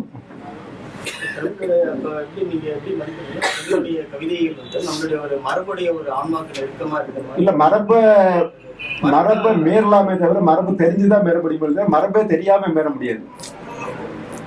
மரபனுடைய தொடர்ச்சி எப்பவுமே இருந்துட்டு தான் இருக்கும். மரபுக்கு நேர் எதிர்நிலை எடுக்கலாம் ஒழிய மரபு அந்த எதிர்நிலையும் கூட அந்த மரபனுடைய எதிர்நிலை தான். அதனால மரபு இங்க எப்பவுமே இது பண்ணவே முடியாது, நீக்கவே முடியாது. ஒரு கவிதை எழுதுறப்ப அதுக்குள்ள மரபு வந்துடுது.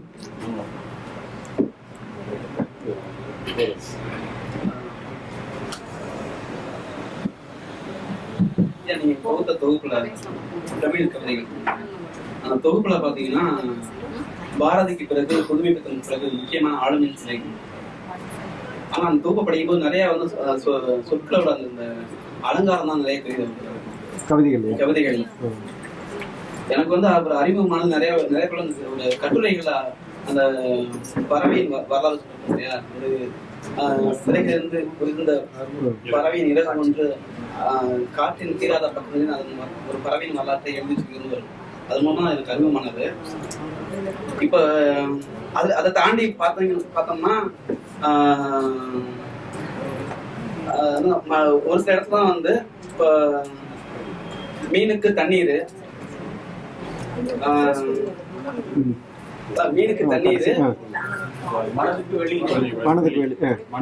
மனமே வெளியின்றவர். மீனுக்கு தண்ணீர் மீனுக்கு தண்ணீர் மிருகத்துக்கு பிராணவாயு, மனிதாத்மாவுக்கோ மனம்தான் வெளி. இந்த மாதிரி தவிர்த்து பார்த்தா நூறு கவிதை சொல்லணும்னு பார்த்தா இந்த ஒரு சுட்டாதான் இருக்கும் அப்படின்ற கருத்து இதுல பாத்தீங்கன்னா கருகினாத்தான் விறகு வந்து தேயின்னு சொல்லியிருக்காங்க. சரிங்களா? அதே மாதிரி அதிர்வு ஏற்பட்டதான் ஒரு தந்தி கூட வந்து இதெல்லாம் அலங்காரமான வார்த்தைகள் இல்ல. இந்த மாதிரி கவிதைகள்லாம் வந்து ஒரு ஆக்கப்பூர்வமா இருக்குது அப்படின்னு நினைக்கிறேன். மற்ற கவிதைகள் எல்லாம் சொல்ல அலங்காரம் வந்து ஒரு பூமியோட நிழல் தான் வந்து வானத்தீருன்னு சொல்லியிருப்பாரு. சரிங்களா? இரவோட நிழல் தான் பகல்னு சொல்லியிருப்பாரு, பகலோட நிழல் தான் இரவுன்னு சொல்லியிருப்பாரு. இந்த மாதிரியான வார்த்தைகள். அப்புறமா வெயில் வந்து வழியுதுன்னு சொல்லியிருப்பாரு. இந்த மாதிரி வார்த்தைகள். அப்புறமா வெளி வந்து ஒரு வீணை சொல்லியிருப்பாங்க. வீணை வந்து நிலா வந்து சூரியன் வந்து தன்னை வந்து ஒரு அந்த கிணற்று தண்ணீரை வந்து தன்னைத்தானே ஒரு பட்டம் விடுது. அந்த பட்டத்துல வந்து அந்த வாளியை வந்து தூக்கி எறியும் போது அந்த அலையா இருக்கும். அந்த அலையில வந்து அந்த அலை இல்லாம அந்த நிலாவா அந்த பிம்பத்தை அள்ள முடியுமா அப்படின்ற கேள்விதான் இருக்கும். இந்த மாதிரி இது தவிர்த்துலாம் பார்த்தா இந்த மாதிரிலாம் இது தவிர்த்து ஒரு மனித இப்ப வந்து மக்கள் பிரச்சனையை வச்சு என்ன வச்சாரு வந்து பாரதியை கொண்டாடுற அளவுக்கு புதுமை பித்தனை கொண்டாடுற அளவுக்கு இவர் என்ன செஞ்சுட்டாரு அப்படின்ற ஒரு கேள்வி வருது எனக்கு. இன்னொரு கேள்வி என்னன்னா, இலங்கையில வந்து அவர் பிறந்திருந்தாலும், நான் இலங்கையில பிறந்தாலும் இலங்கையில அவர் தமிழ்நாட்டு கவிதை தானே ஒதுக்கிட்டாங்க.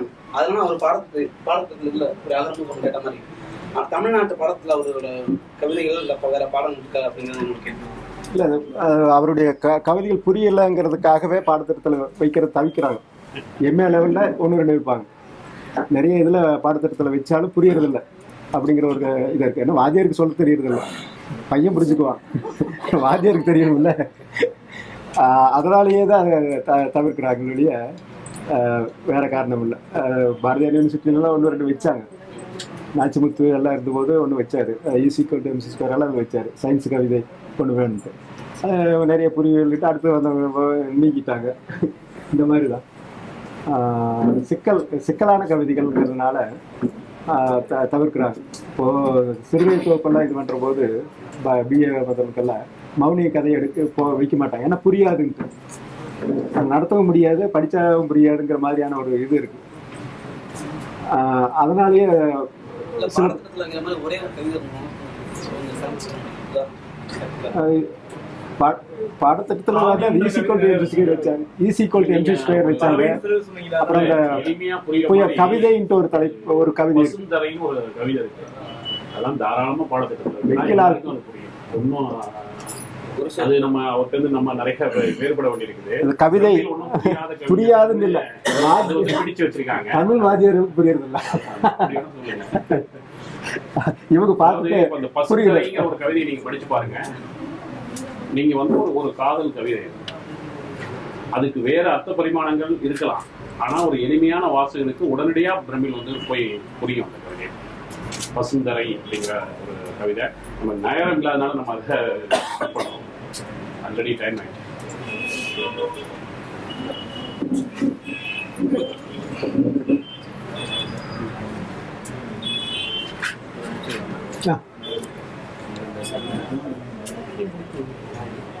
இருக்குது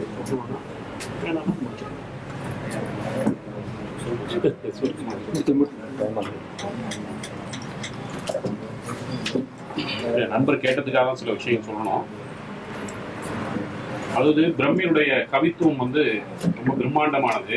அதனாலதான் அவர் வந்து நிறைய அவர் மேல தொடுக்கப்பட்ட தாக்குதலுக்கு பிறகும் வந்து 2014 தாக்கு பிடிச்சு நிற்கிறார். சில விஷயங்கள்லாம் இப்போ வந்து நட்சத்திரங்களை விட அதெல்லாம் பேசப்பட்டதுதான் நம்ம திரும்ப இதுக்காக பேசுவோம். நட்சத்திரங்களை விட நிறையவே பேசுவது அவற்றின் இடையே உள்ள இருள் அப்படிங்கிறது பிரம்மியுடைய படைப்புலகத்துக்கும் பொருந்துகிற ஒரு வரியல்.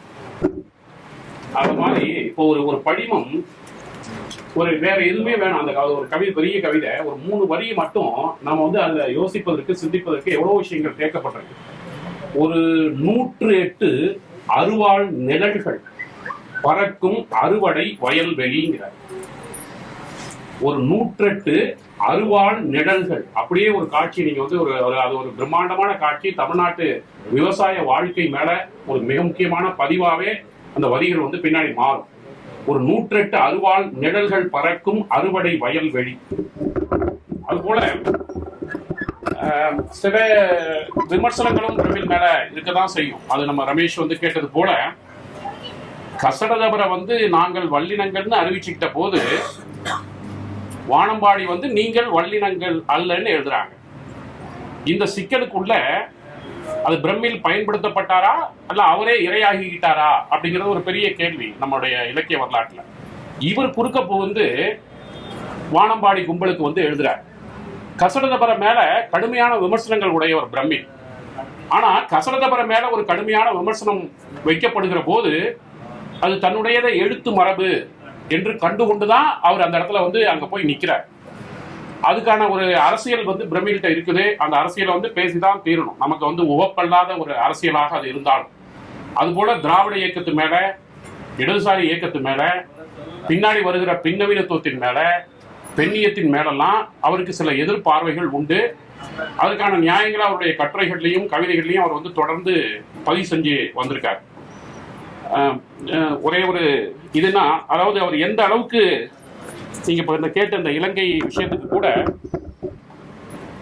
ஊரை ஏய்க்கும் அரசியல் குடும்பம் எனதல்ல, கட்சி மொழி மத வெறிகள் என் வாழ்வின் மூலதனம் அல்ல, அயலான் உடன் வாழ முடியாத தடையேதும் இல்லாத உயிர் நான், இதை உணர்த்துவதுதான் எழுத்திலே என் வேலை, 83 அன்றி 70 லங்கையை விட்டு இங்கு வந்த எனக்கு புலம்பெயர்ந்த புள்ளி விவரம் பொருந்தாது. ஏன் வந்தேன் என்பதற்கு நியூஸ் உலகத்து நியமங்கள் ஏதுமில்லை. சுயத்தின் சூனியத்தை நிரப்பும் ஜாதி செருக்கு இல்லாதவன் நான். கல்லூரி முத்திரை பதித்த காகிதமே சமுத்திரம் என்கிற சான்றிதழ் எதற்குள்ளும் அடங்காது என் மூளை. அன்றாத அற்புதத்தை, மனிதார்த்த நுட்பங்கள், உள் முரண்கள் என்பவற்றை உன் கட்சி என் கட்சி என்று பிரித்து கண்கட்டு பார்க்கிற கருத்தாளி அல்லன் நான். அடுத்து சுந்தரராமசாமிக்கு ஒரு இது வைக்கிறாரு. ஊன்றிய காலை எடுத்து இன்னொரு இடத்தில் வைத்தால் முந்திய இடமும் பிந்திய இடமும் பூமிதான் எனக்கு. ஆனா அவர் மேல் நோக்கிய பயணமும் எழுதியவர் தான். அவருடைய பயணம் மேல் நோக்கிய பயணம், அது மண் நோக்கிய பயணம் இல்ல. அந்த விமர்சனத்தை வச்சுட்டு தான் அவர்கிட்ட நாம போக முடியும்.